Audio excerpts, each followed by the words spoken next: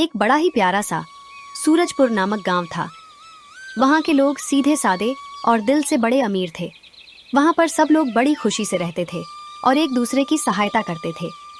और वहीं रहता था हमारा हीरो विक्रम। वो एक सीधा साधा लड़का था। उसे जादुई चीज और जादुई कहानियां बहुत अच्छी लगती थीं।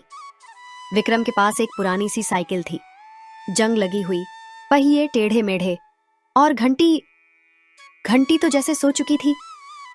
वह साइकिल बहुत पुरानी थी और खराब भी हो चुकी थी। उसका कलर भी उतर गया था। विक्रम पुरानी साइकिल को लेकर गांव के मैदान में जाता है और मैदान में उसे उसका दोस्त गुड्डू मिलता है। गुड्डू विक्रम से कहता है, अरे विक्रम, तेरी ये साइकिल तो कबाड़ बन चुकी है। इससे अच्छा तो तू पैदल चल ले। अब बेच दे इस साइकिल को। आखिर कितने दिनों तक चलाएगा इस खटारा को। गुड्डू, देख लेना, एक दिन मेरी साइकिल सबसे तेज भी चलेगी और सबसे ऊंची भी, मुझे यकीन है। विक्रम का दिल थोड़ा टूट जाता था, लेकिन उसके सपनों के पंख कभी नहीं टूटे। हर शाम वो अपनी साइकिल को साफ करता, उसके पुराने पहियों में हवा भरता और आसमान की तरफ देखता। विक्रम को जादुई कहानियां पर इतना यकीन था कि उसने सोच लिया था कि एक दिन उसकी साइकिल हवा में उड़ेगी। तभी दादी जी भी उधर आ जाती है और विक्रम से कहती हैं, बेटा विक्रम, सपने देखना अच्छी बात है, लेकिन मेहनत भी जरूरी है। भगवान भी उसी की मदद करता है जो खुद कोशिश करे। सिर्फ सपने देखने से तुम सफल नहीं होंगे। दादी, मैं अपनी साइकिल को आसमान तक ले जाऊंगा, देख लेना। तू जा बेटा, भगवान तेरा भला करेगा।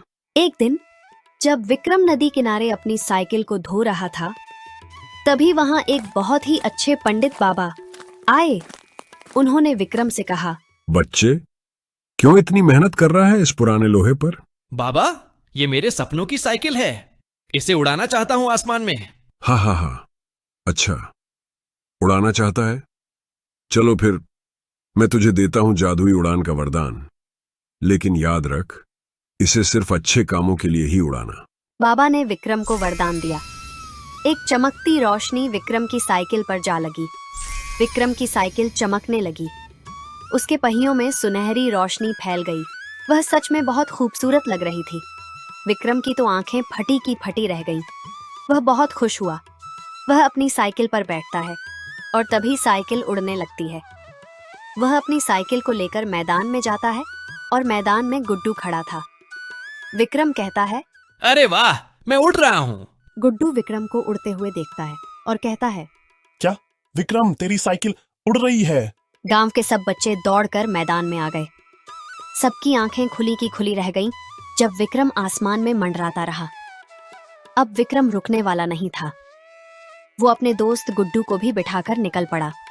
गांव का चक्कर काटने के लिए उड़ते हुए गुड्डू कहता है, भाई वाह विक्रम, ये तो कमाल कर दिया तूने। देखा गुड्डू, मैंने कहा था ना कि एक दिन मेरी साइकिल हवा में उड़ेगी।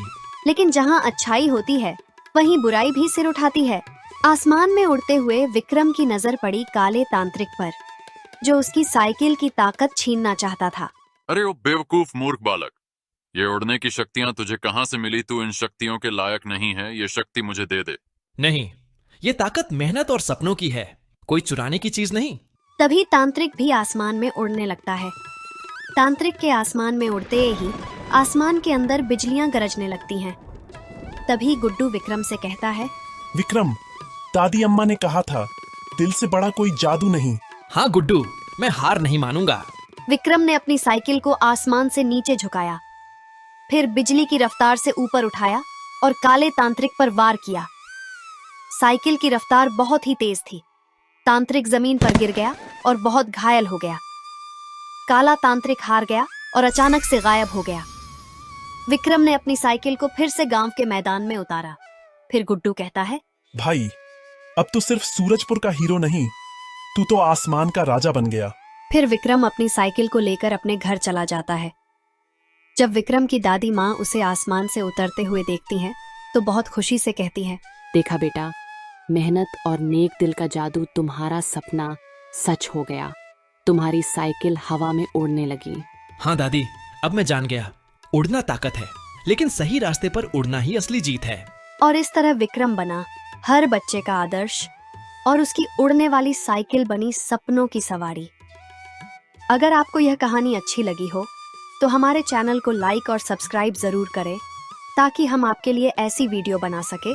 और हमारे चैनल पेज पर जरूर जाएं, वहां पर आपको ऐसी